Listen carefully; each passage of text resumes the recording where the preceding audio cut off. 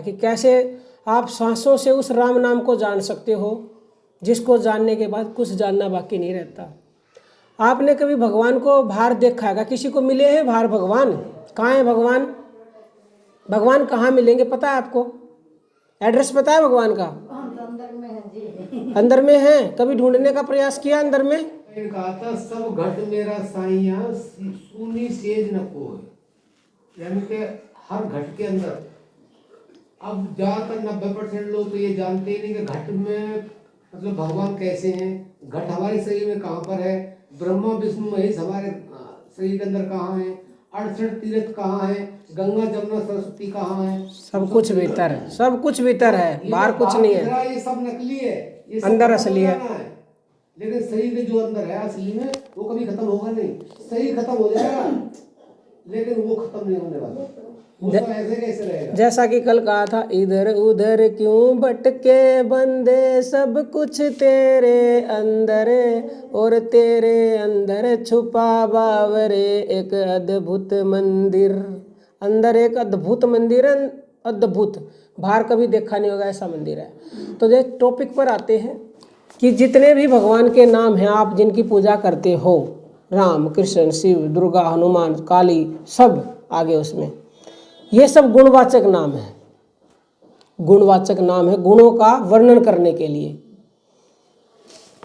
लेकिन एक और भी नाम है भगवान का जिसका ध्यान किया जाता है, सिर्फ ध्यानात्मक नाम बोला जाता है उसको। यानी दो तरह के नाम हो गए, गुणवाचक और ध्यानात्मक।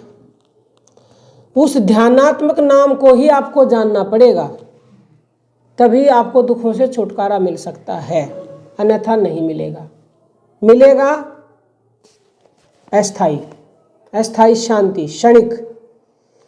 जैसे लोग राम को मानते हैं, कृष्ण को मानते हैं, ये क्या है? ये अज्ञानियों को रास्ते पर लाने के लिए, कि उनको एक सहारा दिया जाए। शुरुआत में बच्चे को जब पढ़ना भेजते हैं स्कूल में तो क्या होता है? हाथ पकड़ा जाता है, पेंसिल को पकड़ा जाता है, उसको लिखना सिखाया जाता है। ऐसे ही हमको भी जो बिल्कुल ही भगवान को नहीं मानते तो उनको पहले बोला जाता है कि चलो भाई राम राम राम राम राम राम बोलो मुँह से, क्योंकि पहले ही तो उसको कॉलेज में एडमिशन नहीं करवा दिया जाता बच्चे को।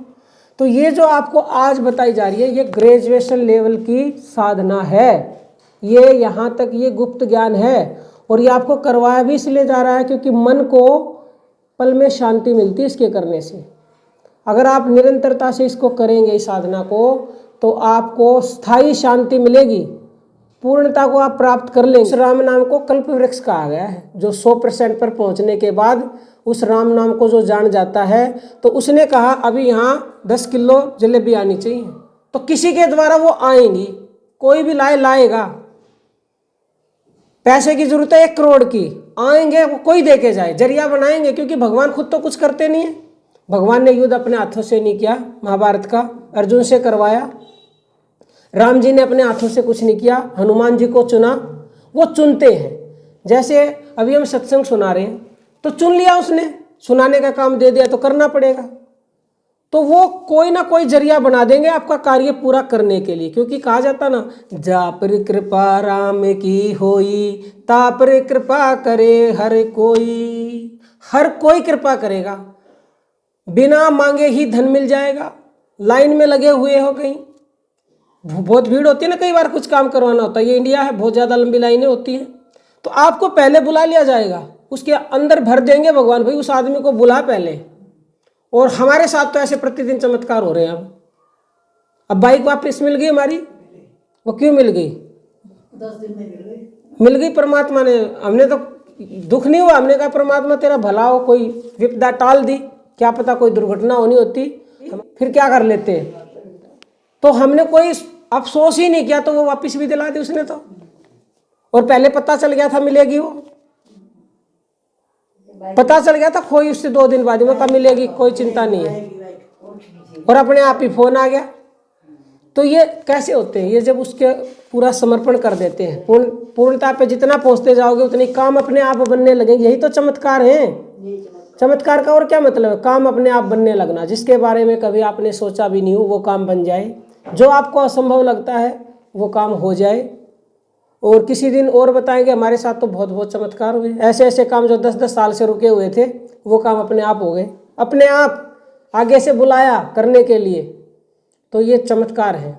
और ये चमत्कार होते हैं उस राम नाम को जब आप जानने का प्रयास करना शुरू कर देते हो। जब शुरुआत से तो आप थोड़ा बहुत करते ही हो, सत्संग सुनते हो, अपनी पूजा पाठ भी कर रहे हो, जैसे वाणी से किया जाता है शुरुआत से, फिर उपांशु, फिर मन से बोला जाता है, फिर आती है प्राण साधना, प्राण उपासना। कभी सुना है आपने अजपा जप के बारे में? सुना है किसी ने? नहीं सुना, क्योंकि जो ये साधनाएं होती हैं, वाणी का तो बोल के आपको पता सुना होगा। उपांशु होता है जीभ और ओठ हिलते हैं अंदर ही अंदर, मतलब बाहर आवाज नहीं आती, ऐसे जैसे धीरे धीरे बोलते हैं बहुत, उपांशु जप बोलते हैं उसको। फिर मन ही मन भगवान का नाम बोला जाता, किसी को बाहर वाले को नहीं सुनता। चलते फिरते, खाना पीते समय, कुछ भी खाना बना रहे हो, सफर में हो, मन से करते रहो। तो इनके लाभ होते हैं। जब वाणी से आप बोलकर करते हो उसका 10% लाभ मिलता है, जब आप जीभ से करते हो 100% लाभ मिलता है, और जब आप मन से करते हो तो आपको 1000% लाभ मिलता है वाणी की बजाय। यानी लाभ बढ़ गया मन से करोगे तो, क्योंकि मन का खेल है। और जो सर्वोत्तम जप है प्राण जप, जो आम व्यक्ति को नहीं पता है, जो कोई बताता नहीं है, क्योंकि ये पात्र को बताया जाता है। इस साधना से आप जो चाहे वो प्राप्त कर सकते हो, प्राण साधना से, प्राण उपासना से। उसका आपको मिलता है 7 करोड़ गुना ज़्यादा लाभ। एक बार सांस ली और छोड़ दी, वाणी की बजाय 7 करोड़ गुना। क्योंकि जो नानक जी हैं उन्होंने कहा, गिनती 7 करोड़ होंदी, सांस जो एक बार आए जाए। एक बार सांस गई और आई, 7 करोड़ बार गिनती होती है। तो ये ही सर्वोत्तम जप है। और इसी जप के द्वारा आप उस राम को जानोगे जो राम आपके भीतर है। ये तो सभी जानते हैं राम हमारे भीतर है, वो राम जो सत्य है, जिससे बढ़कर कुछ नहीं है। तो भीतर जाओगे कैसे? कोई रास्ता दिखाई देता है भीतर जाने का? सांस ही भीतर जाती है, सांस के द्वारा ही आप भीतर उतर सकते हो।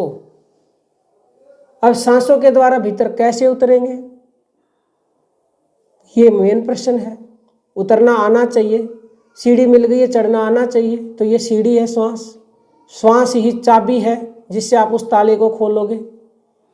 एक दरवाजा है हमारे शरीर में जो बंद है, 10 दरवाजे होते हैं हमारे शरीर में, तो 9 दरवाजे खुले और 10वां दरवाजा बंद है। 9 दरवाजे कौन से हैं? जो ये खुले हैं, आँख है, नाक है, कान है, गुदाद्वार है, ये 9 दरवाजे होते हैं सारे। तो ये सारे ओपन है, 10वां बंद है, उसको खोलना है।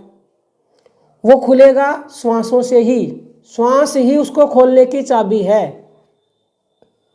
अब श्वासों का ही साधना आपको आज करवाई जाएगी। और पहले दिन से ही मन का मैल धुलता है। जिसका आपने कभी नाम सुना होगा, ध्यान, मेडिटेशन सुना है? सुना होगा, ध्यान तो मेडिटेशन करवाया जाता है। तो वो मेडिटेशन क्या है? लोग तरीके से करवाते ही नहीं उस मेडिटेशन को। कभी किसी ने मेडिटेशन किया है? नहीं किया। इसीलिए तो बोला कि ध्यानात्मक नाम, ध्यान, ध्यान के द्वारा ही उस नाम को जानोगे। अब ध्यान किसका करेंगे शुरुआत में? ध्यान सांसों का करेंगे शुरुआत में। क्योंकि ये सांस जो लोग आप जानते हो, सांस है हमारे अंदर, इस सांस की कीमत नहीं जानते आप? कितनी बेशकीमती है ये। अगर मरते समय यूं कह दे कोई कि एक सांस रुक जाए, एक सांस आई इतनी देर, इसको रोक लो, तो रुक नहीं सकती। गिनती की मिली है ये, गिनती की। जब मेरी सास की डेथ हुई, मेरी बहन पंजाब से मिलने आई थी और यहाँ दिल्ली के अंदर उन्होंने पैर रखा, उन्होंने प्राण छोड़ दिए। मेरे बस में होता तो इतनी देर तक मैं रोक ही लेती, वो ऊपर आ जाए। नहीं था बस में, क्योंकि सांस गिनती की मिली है। बस में आप कहीं जाते हो, टिकट लेते हो, जब स्टॉप आ जाएगा तो बस से उतरना पड़ता है, उससे आगे नहीं जा सकता बिल्कुल भी, टिकट नहीं है। ऐसे ही सांस गिनती की मिली, जिस दिन पूरी होगी उस दिन इस जीवन की ट्रेन से उतरना पड़ता है उसको। और आपके हाथ में है, आप चाहें तो सांस को बढ़ा भी सकते हो और घटा भी सकते हो। और जो कि 90% लोग श्वासों को घटा रहे हैं, बढ़ा नहीं रहे। घट रही है रोज। पहली बात तो सांस लेने का तरीका ही नहीं पता लोगों को। गलत सांस लोगे तो घटेंगी, क्योंकि 1 मिनट में हम कितनी सांसें लेते हैं? 12 बार या 15 बार, ज़्यादा से ज़्यादा 12 से 15 की औसत है। अगर आप 12 लेते हैं, मान लो 12 की बजाय 20 सांस लेने लगोगे तो आपकी सांसें तो क्या हो गई, बढ़ गई। वो तो घटेंगी, बढ़ेंगी तो घटेंगी ना, ज़्यादा सांस लोगे, क्योंकि 21,600 सांस लेते हैं 24 घंटे में हम। 21,600 की बजाय आप 22,000 ले रहे हो प्रतिदिन, तो आपकी तो उम्र घट रही है। यानी कि आप बहुत छोटी सांस लोगे तो क्या होगा, घटेंगी। ज़्यादा सांस ली जाएंगी, 15 की बजाय आप 20 लेने लगोगे तो घट गई, हर मिनट में सांस घट गई। और अगर आप 12 की बजाय 6 लेने लग जाओ तो 6 सांस बच गई हर मिनट में, उम्र बढ़ गई। और एक प्रक्रिया और होती है कि श्वास को रोकने का अभ्यास किया जाता है। आप 1 मिनट दिन में श्वास रोकते हो, 1 मिनट मान लो शुरुआत में, तो 1 मिनट रोज आपकी उम्र बढ़ रही है, हर रोज 1 मिनट बढ़ गई। और फिर वो मिनट जो है दिनों में परिवर्तित होंगी, घंटों में, सालों में परिवर्तित हो जाएंगी जब रोज अभ्यास करोगे। और अभ्यास से हो सकता है आप दिन में 1-1 घंटा भी सांस रोकने लगो, तो रोज 1 घंटा उम्र बढ़ गई आपकी तो। और उससे बीमारियां भी दूर होती हैं। और जो सांस लेने का तरीका अभी हम बताएंगे, इससे छोटी से लेके और बड़ी से बड़ी कोई भी बीमारी हो सब दूर होती है। अब ये हैं राधा जी, ये करती नहीं है ना, तो इनकी सारी बीमारियां दूर हो जाएं, करना तो पड़ेगा ना योग। अब प्राणायाम का नाम आपने सुना है, मतलब प्राणों को बढ़ाना, प्राणों को आयाम देना, प्राणों का व्यायाम करना, ऐसे समझ लो। तो ये भी प्राण साधना है, लेकिन वहाँ उनका भाव नहीं होता। जो आप योगा करते हो, प्राणायाम करते हो, अनुलोम विलोम लोग करते हो, उनका भाव नहीं होता कि हम भगवान से जुड़े हुए हैं।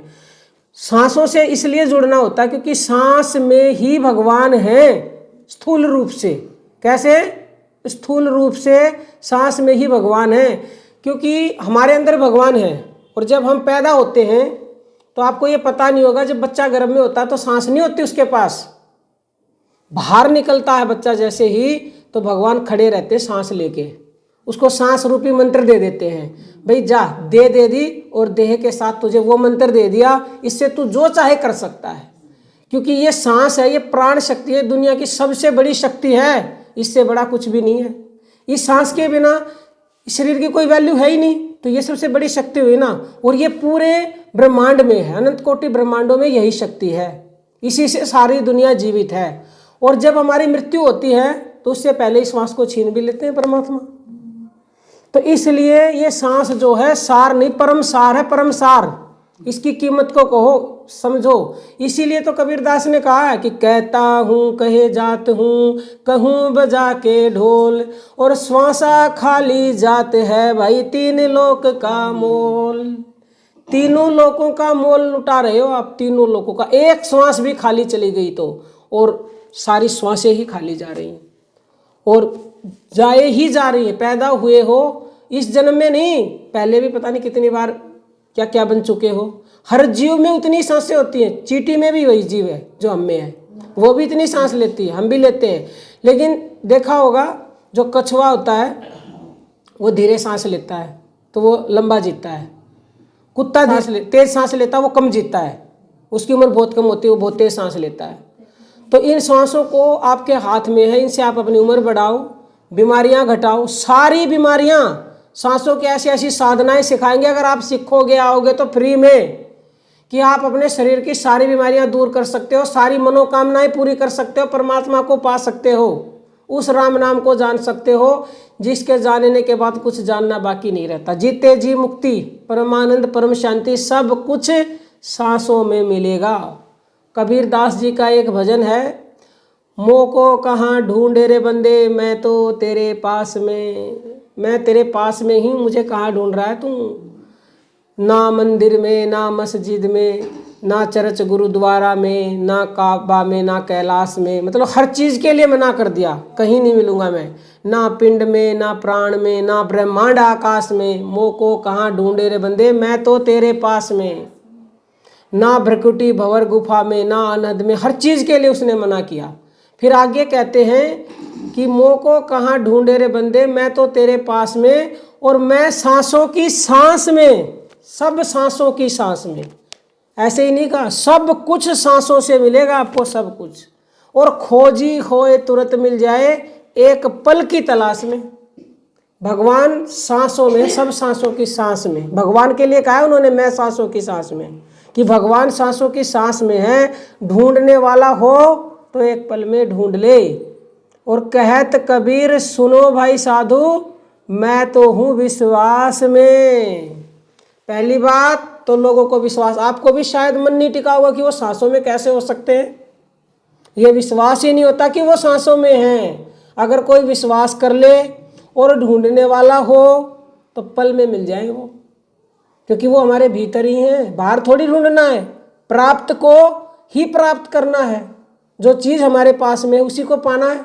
आसान है ना, घर में चीज़ है, धन घर में आपके खजाना गड़ा हुआ है, आपको पता है तो कभी भी प्रयोग कर लो। वे थोड़ी किसी उधार मांगना है। तो आप ही के पास है भगवान, आपके भीतर है वो राम नाम, उसी को जानेंगे। श्वासों के द्वारा श्वासों की साधना सिखाई जाएगी कैसे उतरना है। तैयार हैं आप सब? कुछ समझ में आया या कुछ नहीं आया? समझ में आया आपको? और हाँ, ये भी समझ लो, किसी ने चाहे गुरु मंत्र ले रखा है चाहे नहीं ले रखा है, इस साधना को सभी कर सकते हैं। चाहे कोई किसी भी भगवान को मानता है, इस साधना को सभी कर सकते हैं, क्योंकि इस साधना के करने से सारे भगवान प्रसन्न होते हैं। ये वो साधना है जिसको स्वयं भगवान करते हैं। शिव जी इसी को करते हैं, इसी में लवलीन रहते हैं, अजपा में। ये अजपा है। अजपा का मतलब जिसको जपने की आवश्यकता नहीं है, क्योंकि हमारी श्वासें अपने आप चल रही हैं तो हमें कुछ करना ही नहीं है। अजपा मतलब जपने की आवश्यकता नहीं है, बस हमें ध्यान करना है इनका। इसीलिए ये ध्यानात्मक नाम होता है। और शुरुआत स्थूल से करेंगे। 3 अवस्थाएं होती हैं, स्थूल, सूक्ष्म, अति सूक्ष्म। तो जो ये श्वास है ये स्थूल रूप में परमात्मा है। फिर इससे सूक्ष्म पर पहुंचेंगे और फिर अति सूक्ष्म पर। अति सूक्ष्म पर पहुंच गए तो उसको पालोगे। जैसे नदियां समुद्र में मिल जाती हैं तो समुद्र मय हो जाती है, तो फिर हम भी परमात्मा मय हो जाएंगे। लेकिन शुरुआत करोगे तभी चलोगे। तो अजपा में ही भगवान भोलेनाथ लवलीन रहते हैं। इसी अजपा को उन्होंने राम नाम कह दिया। क्यों? क्योंकि राम सब में रमण करता है, राम सबको आनंद देने वाला है। इसीलिए इसको राम नाम, जैसे हम कह रहे हैं कि वो राम नाम है। भगवान शिव से पूछोगे आपके आराध्य कौन है? मेरे राम आराध्य। क्योंकि ज्ञान को नंगा नहीं किया जाता जितना हम आपको बता रहे हैं। ये तो उसकी कृपा होगी जो इतना बताया जा रहा है। नहीं तो आज से पहले आपकी इतनी उम्र होगी, कहीं से ये सुना नहीं होगा आपने अजपा क्या होता है, कि सांस में ही भगवान है। बस इतना बता दिया जाता कि राम राम रटो, बस राम राम जपो, राधा राधा जपो, कृष्ण कृष्ण जपो, इतना ही बताते हैं। ये जो ज्ञान है, ये पहले क्या होता था, शिष्य जो गुरु के पास जाते थे और वहाँ रहकर उनकी तन मन धन से सेवा करते थे। और क्या बोलते थे गुरु? शुरू में तो यही बोलते थे कि राम राम जपो, राधा राधा जपो। लेकिन जब गुरु को ये लगता था कि ये पात्र है इस विद्या के, तो उसको ये ज्ञान दिया जाता था। फिर तो ये पात्र को दिया जाता। लेकिन आज कलयुग है, कलयुग में यही तो खास गुण है कि आप लोगों को ऐसे ही मिल रहा है और उसके नाम से ही सब कुछ मिल जाएगा। लेकिन उस नाम से मिलेगा जो आपके भीतर है। खाली वाणी से जपने से कुछ नहीं होगा। भोजन की थाली रखी, कहते रहो भोजन रखा, खाऊंगा खाऊंगा खाऊंगा, भूख और बढ़ जाएगी, मिटेगी नहीं ना कहने से। खाना पड़ेगा तो करना पड़ेगा, उस राम नाम को जानना पड़ेगा जो आपके भीतर है। तो देखो सारे के सारे सीधे बैठो। पहले तो करना कैसे? देखो सांसों के ऊपर आपका मन अभी नहीं टिकेगा, क्योंकि जो हमारी सांस चल रही इस पर टिकेगा नहीं, मन बाहर भागेगा। तो अभी आप जब सांस लेके देखो कैसी कुछ आवाज आ रही है सांसों में, आपको कैसी आवाज आई? आप बताओ, उनको नहीं पता है। सह की आवाज आई। सो, वैसे तो सो या सह की बात है, वो सो या सह की आवाज आती है। और जब छोड़ोगे तो हम ऐसे आवाज आती है, हम आई। तो ये पता क्या है? सोहंग बन गया ये। और इसका उल्टा करोगे तो हंस, हंसो सोहंग, सोहंग हंसो, ऐसे हमारी सांसों में आवाज आती रहती है, हमें पता ही नहीं है। और सह का मतलब पता क्या होता है? सह या सो का शक्ति, जगत जननी शक्ति, आद्या शक्ति, जिससे ये पूरा ब्रह्मांड बना हुआ है। और हंग का क्या मतलब होता है? शिव। शिव और शक्ति सांसों में है। और अगर आप राम जी भगवान से इसका मतलब निकालोगे तो सह का मतलब सीता और हंग का मतलब राम। सह का मतलब राधा और हंग का मतलब कृष्ण। सह का मतलब लक्ष्मी और हंग का मतलब नारायण। यानी कि सब सांसों की सांस में, इसीलिए कहा है कबीरदास जी ने, सब कुछ यही है। संतों की वाणी थोड़ी अटपटी होती है। संतों की वाणी अटपटी और झटपट लखे ना, जो झटपट लखे तो पल में दर्शन होए। पल में दर्शन होते हैं। उनकी वाणी को कोई समझ ले और समझ करके योग कर ले तो आपको योग ही करवाया जा रहा है। अब आपका थोड़ा मन टिका होगा कि श्वासों से कैसे हम सब कुछ पा सकते हैं। टिका थोड़ा मन, क्योंकि अब बता दिया कि क्या है। राम सीता राधा कृष्ण सब सांसों में है, तो इन्हीं से सब कुछ मिलेगा। अब करना कैसे है? शुरुआती आप साधक हो, आपने कभी पहले किया नहीं है, तो जो आपकी सांस चल रही है उसके ऊपर मन टिकेगा नहीं। अभी करना तो उसी के साथ चाहिए, लेकिन अभी मन टिकेगा नहीं। मन को तो आदत नहीं है। आप अभी करने लगोगे और मन में देखना क्या क्या विचार आएंगे, कहाँ कहाँ जाएगा मन। सबसे पहले ये साधना करने के लिए सीधा बैठना होता है। कोई नहीं बैठ सकता घर पे तो बेड पर लेट के कर सकता है, तकिया नहीं लगाना होता। शुरुआत में आपको स्थूल रूप से बैठ के करवाया जाएगा, फिर थोड़े दिनों के बाद आपको ऐसा तरीका बताया जाएगा कि आप चलते फिरते, भोजन बनाते समय, सफ़र में, हर काम करते समय इसको कर सकते हो। क्योंकि सांसें तो 24 घंटे चल ही रही है ना, कुछ करना थोड़ी है, कुछ वजन थोड़ी उठाना है, तो इन्हीं से जुड़ना है।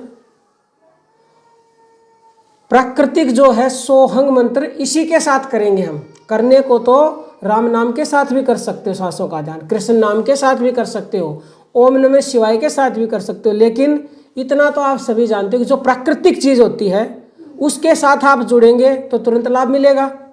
अब अप्राकृतिक तरीका को जोड़ोगे, राम की तो आवाज़ नहीं आ रही, राम को तो जोड़ना पड़ेगा। और फिर राम जो है वो एक आदमी के लिए हो गया, एक धर्म के लिए हो गया। ऐसे तो फिर जो मुसलमान है वो क्या करेंगे, क्रिश्चियन है वो क्या करेंगे। ये जो सोहंग मंत्र ये पूरी दुनिया के लिए, सभी धर्मों के लिए समान है। इसीलिए ये सर्वश्रेष्ठ साधना है, सर्वश्रेष्ठ मंत्र है। नानक जी भी राम नाम बोला 2500 बार से भी ज़्यादा गुरु ग्रंथ साहिब में राम नाम का वर्णन आया है। कौन से राम नाम का? वो तो सिख है भाई, क्यों कहेंगे वो राम नाम? वो उस राम नाम का जो सबके भीतर है, उसको उन्होंने फिर राम नाम का नाम दे दिया, जैसे अभी शिव जी के लिए बताया हमने। लेकिन जो उसको जान जाता है कि वो राम नाम जो सबके लिए समान है, लेकिन वो सोहंग मंत्र से शुरुआत होती है। जब आप उस अवस्था में पहुँचेंगे और जानने लगेंगे तो आप भी जान जाएंगे, फिर कोई प्रश्न बाकी नहीं रहता। अब पानी है, पानी को वाटर कह दो, नीर कह दो, जल कह दो, बर्फ कह दो, भाप कह दो, बारिश कह दो, क्या है सारा, समुद्र कह दो, नदी कह दो, सब में पानी ही है।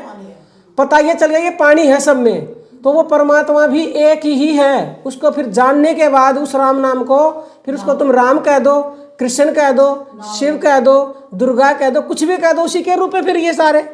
लेकिन जानना पड़ेगा ना कि ये सब कहाँ से आए, किससे ये पूरी सृष्टि बनी है, कौन वो शक्ति है जो हम में है, सब में है, पूरी सृष्टि जिससे रची हुई है। उस शक्ति को नहीं जानोगे तब तक संभव नहीं है कि आपको स्थायी सुख मिल जाए। तो सीधे बैठ जाओ और आपको आंखें बंद कर लो, और हाथ जो है वैसे ऐसे रखने होते हैं। ज्ञान मुद्रा में ये होती है ज्ञान मुद्रा। दोनों हाथों के जो अंगूठा और उंगली ऐसे मिले हुए और तीनों ये उंगली मिली हुई होती हैं, और घुटनों पे रखने होते हैं। कोई रख पाए तो, कोई मजबूर है जो बीमार है वो ना रखे। और थोड़ा सा गर्दन को, रीढ़ की हड्डी सीधी करनी होती है। क्यों करनी होती है, इसका कारण होता है। देखो, जो हमारी ये प्राणवायु होती है, हमारी कुंडलिनी शक्ति होती है नीचे, और हमारे सारे चक्कर, 7 चक्कर होते हैं हमारे शरीर में, तो कुंडलिनी शक्ति के वहीं से हमारी प्राणवायु ऊपर उठती है। जब तुम इन सांसों का ध्यान करना शुरू करते हो तो इनका घर्षण होता है, और धीरे धीरे अगर आप रोज करते हो तो कुंडलिनी शक्ति जो अभी सोई हुई है वो जागने लग जाती है। जन्मों से सोई हुई है, वो सालों से सोई हुई है, तो उसको जगाने का ये प्राकृतिक तरीका है। तो इसीलिए अगर यूं झुक के बैठ गए तो जो ऊर्जा उठेगी वो वापस नीचे गिर जाएगी। जहाँ पर जैसे पाइप है, पानी जा रहा है, पैर रख दिया किसी ने या मुड़ गया तो क्या होगा, रुकावट हो जाएगी, पानी आगे नहीं जाएगा। अब आप में भी जब आप सांसों का ध्यान करोगे तो ऊर्जा बनती है, और वो ऊर्जा ऊपर उठेगी। आप झुक गए तो या तो वहीं रहेगी, वहीं से वापस नीचे चली जाएगी, ऊपर आएगी नहीं। और ऊर्जा को आना कहाँ है, नीचे से उठा के सांस को ऊपर लाना है, फिर नीचे, फिर ऊपर, क्योंकि यहाँ हमारा 10वां दरवाजा होता है, यहीं पर शिव शक्ति का मिलन होता है। तो शक्ति नीचे है, कुंडलिनी शक्ति, और शिव ऊपर है, दोनों को लाके मिलाना होता है। उनका मिलन हो गया तो आप उस नाम को जान जाओगे। फिर तो उनका मिलन करवाना है और सारे चक्कर भी इससे जाग जाएंगे। तो सीधा बैठना, बैठ नहीं सको तो भलाई लेट के कर लो, लेकिन कोशिश करें शुरुआत में गर्दन बिल्कुल भी आपकी टेढ़ी ना हो, कमर रीढ़ की हड्डी सीधी होनी चाहिए। और आंखें बंद करके मन की आंखों से 10वें द्वार पर आज्ञा चक्र पर ध्यान लगाना होता है। मतलब मन से देखते रहो, यहाँ आंखों से। जो मेन जो चीज़ है सबसे वो है, अगर यहाँ ना भी ध्यान जाए तो ज़्यादा प्रयास नहीं करना है। मेन है आपकी सांस, सांस को मन से देखना है, एक भी श्वास खाली ना जाना पाए। और मन में बोलो ऊपर जब सांस जाए सो हम, वाणी से नहीं बोलना किसी को भी, ये वाणी से बोलने का विषय नहीं है, आपको मन में बोलना। हमने बोल के बताया है। और देखे कि अब बस श्वास आ रही, थोड़ी लंबी गहरी सांस लेंगे, देखो ऐसे,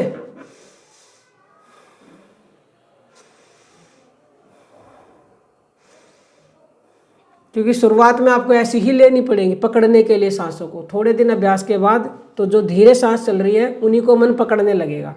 अभी आपका हाथ पकड़ के चलना सिखाया जा रहा है। तो लंबी सांस लेंगे, एक बार हमें देख लो, देखो सीधा बैठ के और श्वास के ऊपर बिल्कुल मन को टिकाना है।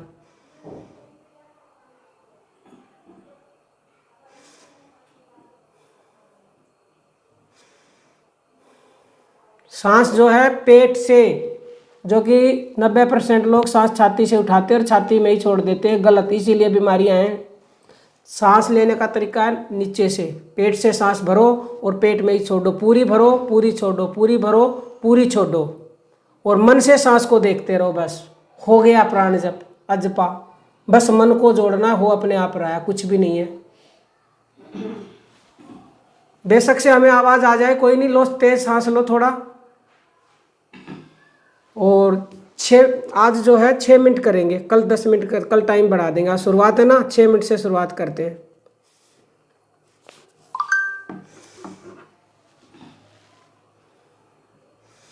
बड़े आराम से डूब जाए आनंद में, हर श्वास में सो हंग सो हंग। लंबी गहरी श्वास लेते रहें, छोड़ते रहें और भाव रखें परमात्मा से हम जुड़े हुए हैं। बहुत अच्छे।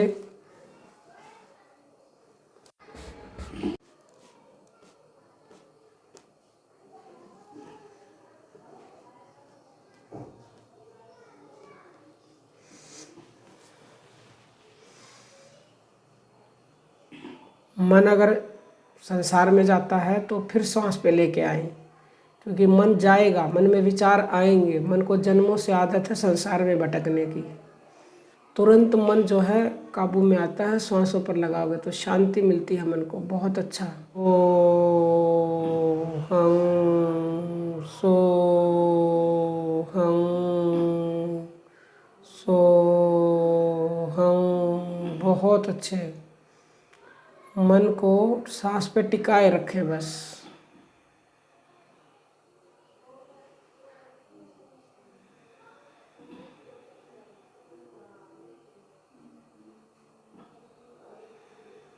उधार का काम नहीं है, तुरंत करो, तुरंत मिलेगा, तुरंत। कोई चिंता नहीं, कोई टेंशन नहीं, कोई खिंचाव नहीं, बस सहज। क्योंकि सहज ही सुमरण होते हैं, भाई भीतरे घट के माही। ये सहज हो रहा है, लेकिन शुरुआत में थोड़ी लंबी गहरी, बाद में जो चल रही है सहज उन्हीं के साथ जुड़ना है। समस्त बीमारियां मिटेंगी, समस्त व्याधियां दूर होंगी, ये देह देवालय बनेगा। अद्भुत जो मंदिर है उसके दर्शन होंगे इन श्वासों से। क्योंकि प्राण ही ब्रह्म है, शास्त्रों में ये लिखा हुआ है, प्राण ही ब्रह्म यानी परमात्मा है।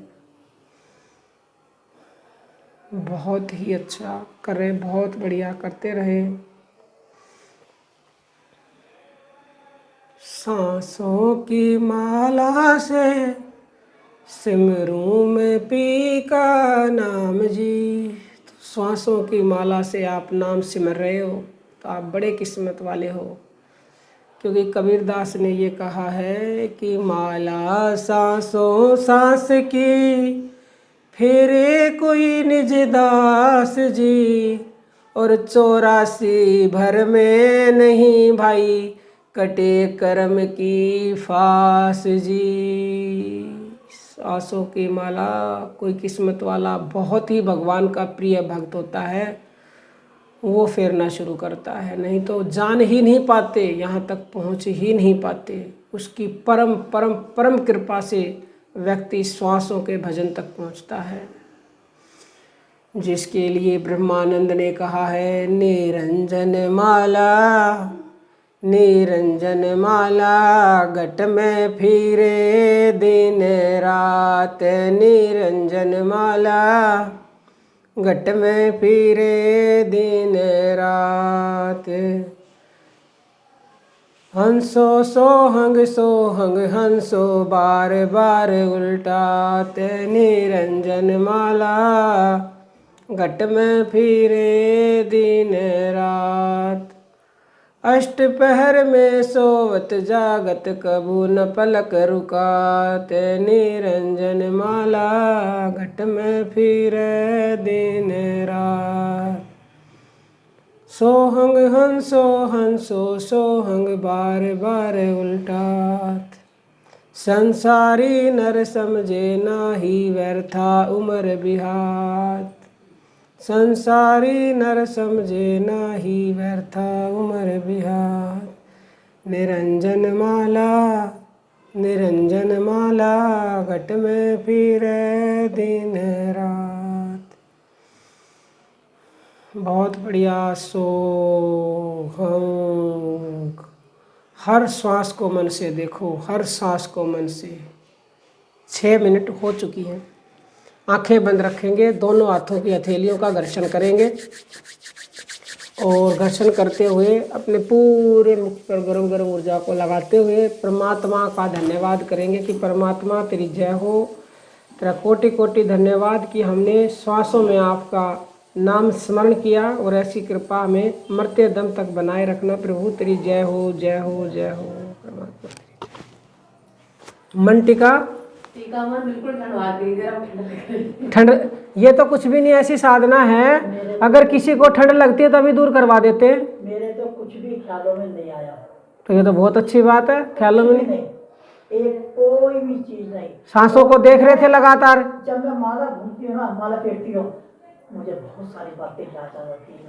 यही तो बात है ना, अपने मन की तो सच्ची कह रही हूँ। ये अपने बिल्कुल सही कहा। हाथ वाली माला से मन रुकता ही नहीं है।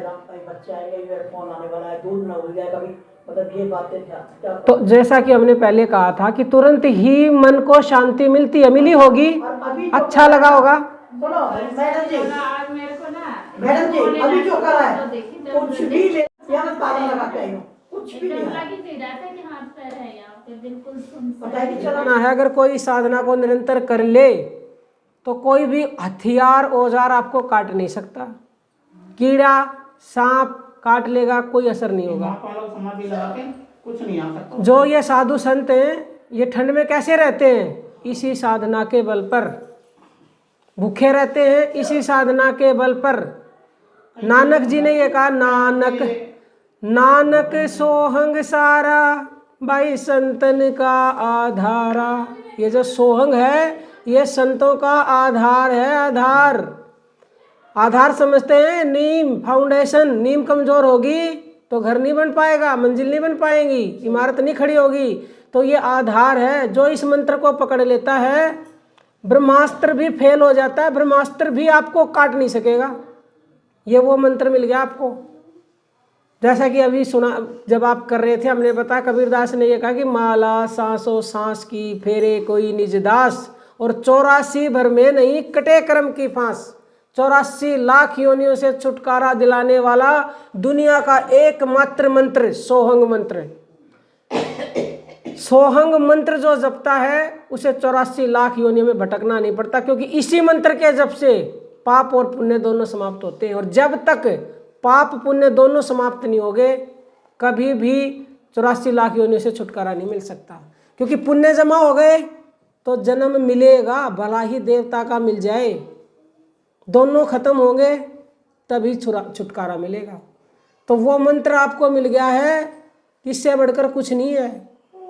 घर पे भी करना इसको। और किसी का मन छोटी सांस पे नहीं टिकता है तो ऐसे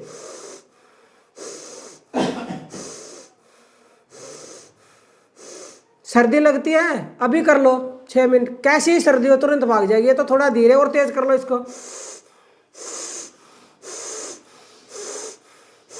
और ज्यादा सर्दी लगती है तो उल्टे को बंद कर दो। ये बीमारी भगाने का तरीका बता रहे हैं। अगर किसी को सर्दी लग रही हो, कभी आपके पास ओढ़ने का कोई चीज नहीं है और ठंड लग रही है, कई बार कपकपी चढ़ जाती है, उल्टे नाक को बंद कर दो और सीधे से, मतलब ये गर्म होता है, ये सूर्य स्वर और ये चंद्र स्वर। बहुत ज्यादा गर्मी लग रही हो तो सीधे को बंद कर दो, उल्टे से सांस लो छोड़ो, तुरंत गर्मी भाग जाएगी। सिर दर्द, migraine, BP high, BP low, कोई भी बीमारी हो, सांसों से सब ठीक होता है। कितनी बार हमने चौधरी साहब का बीपी लो हो जाता है, इनका हो गया था, इनके हस्बैंड का हो गया था, इनकी ननद का हो गया था, तुरंत इनकी लड़की का हो गया था, तुरंत ठीक होता है। 5 मिनट भी नहीं लगती। डॉक्टर की दवाई असर करेगी ना, उससे पहले असर करती है ये शक्ति, क्योंकि दुनिया की सबसे बड़ी शक्ति, लेकिन जानता नहीं, जानने के बाद करता कोई है। और इसी से आप भगवान को पालोगे। बीमारियों के लिए अनेक धन खर्च किया जाता है, कहीं धक्के खाने पड़ते, फलानी जगह है, इतने किलोमीटर दूर है, वहाँ भी जाना पड़ता है।